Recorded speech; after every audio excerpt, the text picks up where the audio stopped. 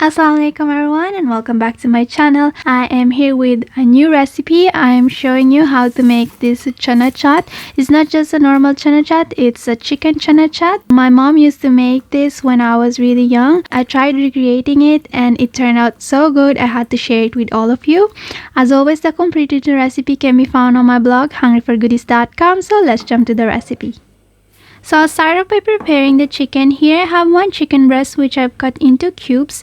You don't want it to be any bigger or smaller of this size. You just keep it just like this. Now what I'm doing is I'm seasoning it with some cumin powder, 1/4 teaspoon of garam masala, some salt. You can add as much as you like. I'm also going to season it with 1/4 teaspoon of paprika powder, about 2 tablespoons of fresh lemon juice, and 2 teaspoons of corn flour or cornstarch, sorry. Next, with a fork, I'm mixing the chicken really well so that it's nice and coated and seasoned. So now that my chicken is ready, it's time to fry it. In a pot, I've heated up some oil, and what I'm doing is I'm dropping the chicken pieces one at a time so that it doesn't stick together. And you want to fry this for a couple of minutes until the chicken is nice and crisp and golden brown. It might take about 2 to 3 minutes, not more than that, over medium heat. So now that my chicken is nice and crisp, I'm going to remove this from the oil and transfer it onto a paper towel to remove the excess oil. And I'm going to let this cool and set this aside for later. Meanwhile, I'm going to prepare my aloo bahara, which is basically plum chutney. And here I'm using a ready-made plum chutney box. It comes with 1 pack of sugar and 1 pack of dried plums. In the instructions, it says to combine 2 glasses of water with the pack of sugar and the pack of dried plums and cook it for about 13 to 15 minutes. So that's what I did. You also want to keep stirring this occasionally so that it doesn't stick to the bottom.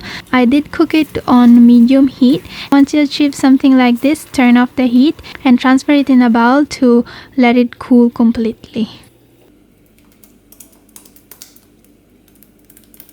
After that, I'm going to start preparing my chana chaat. So here I have 2 medium-sized potato which I boiled, peeled and cut into cubes. Next, I'm taking 1 tin of cooked chickpeas and I'm going to wash and rinse this well. And after I've drained it, I'm going to place this in my mixing bowl.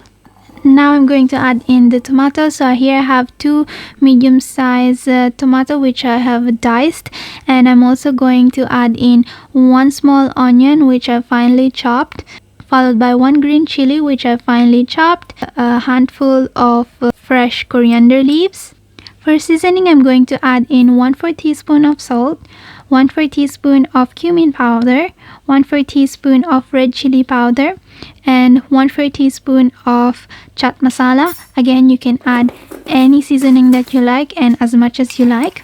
Next, I'm going to add in a few tablespoons of imli chutney, which in English it's basically tamarind chutney, and you can buy this from any Asian store. You can buy the liquid form or the one that comes in a pack, which is like a paste, and you just mix it with some boiling water to turn it into a chutney.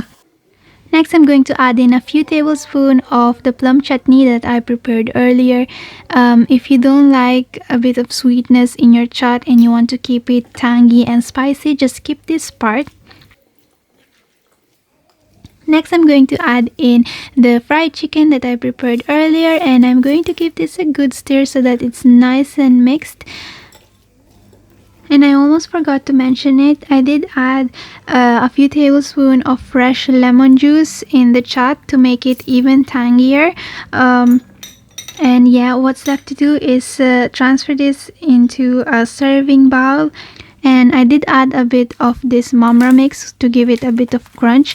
But if you don't have this, you can totally skip this. It will still taste amazing without it. And yeah guys, that's it for the recipe. I hope you enjoyed it. And you can definitely adjust the seasoning depending on your taste. Like if you think it needs some more imli chutney, go ahead and add more. And I did add some more plum chutney because I like it a bit sweet.